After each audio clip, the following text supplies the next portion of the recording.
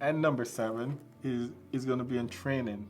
Training. Training, which interesting word in the Greek, but we're not going to talk about Greek today. Good.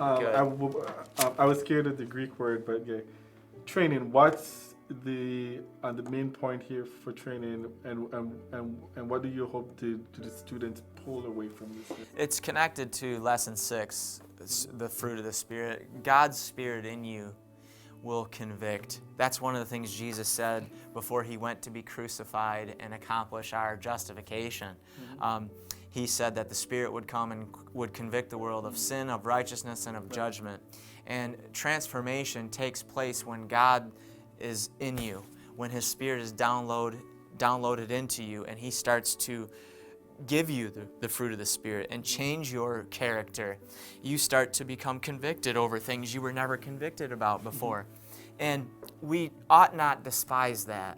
We need to submit ourselves to Him so that when we're being trained, we can now, because we're being trained and understand the depth and width and height of that training, we can help other people in that training. Discipleship. I go back to that scripture. Follow me as I follow Jesus, Paul said to the Corinthians. He was trying to get them, he was discipling them, okay? And he was writing letters to challenge them and to help them. And part of our mission is to train people, okay? And discipleship is training. It has the word discipline in it. We're teaching people to live disciplined lives. And it's not by our power, not by our might, but by His Spirit ultimately. But the training is critical, and we need to not reject it. We need to allow God to train us. Right. Okay? And what He's trying to train us towards is a character that exhibits the fruit of the Spirit. He's trying to train us to become like Jesus.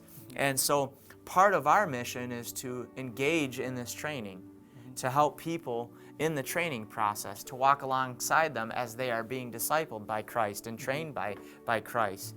But we have to be trained ourselves, and we ought not despise the chastening of God, because really, that's our salvation. That's our sanctification. He does it for our own good. And he compares that, my key text, he compares that to a father training his son. Right. He's disciplining him out of love, not because he's mad, not because he's trying to drop the hammer on him. Rather, he's disciplining because it's for our own good. Result, as you said, the peaceable fruit after that. This relates to our mission, absolutely. This relates to our mission because people view Christianity, some people that is, as a code of ethics.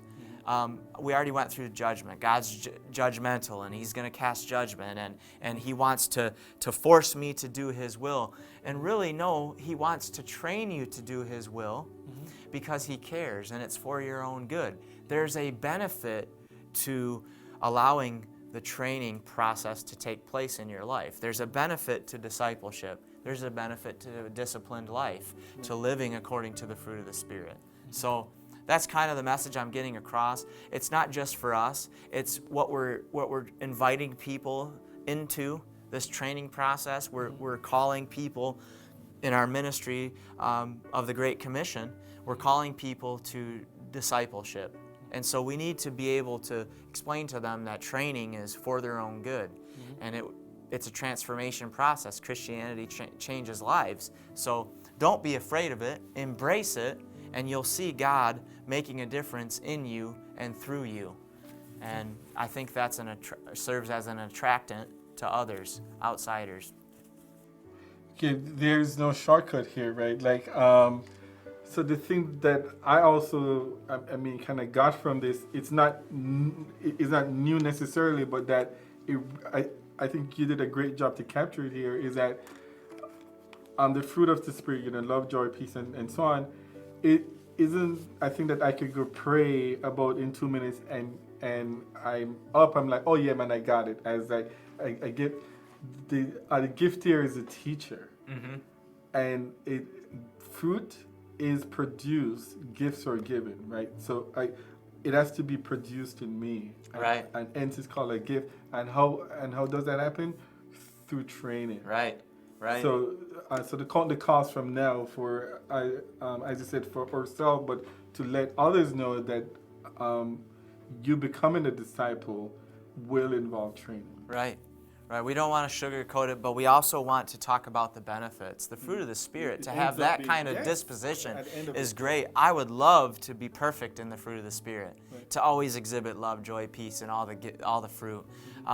But if I'm not exhibiting it, it's because I'm probably not allowing training in I'm some not paying attention to part. the teacher. The teacher Yeah. here talking to my friends. And he is a tutor. He's a trainer. He's in your heart. You know, he's there with you. He's there, and you can reject, you can disobey and quench the Spirit, but that won't end good for you. So he does it as a loving Father. He says basically in his Word and through his Spirit, I love you.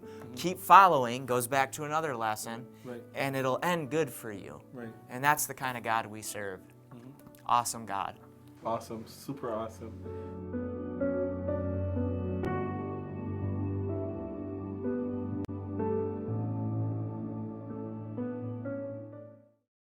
People work really hard to make these videos possible, and so I'm going to ask you to give. We need donations to keep these things going. They're great helps for the Sabbath School Quarterlies, and as a 21st century vibrant church, we need to have videos, we need to be online, we need to reach people that way because we're in a technological age. And this is how you meet the needs of the people, doing things like this. So I am going to ask, even though I'm not governing over this and not a manager or anything, I'm just one of the grunts. I know how much this cost, and I encourage you to find some way to contribute, some kind of contribution, some kind of donation. It will really go a long way.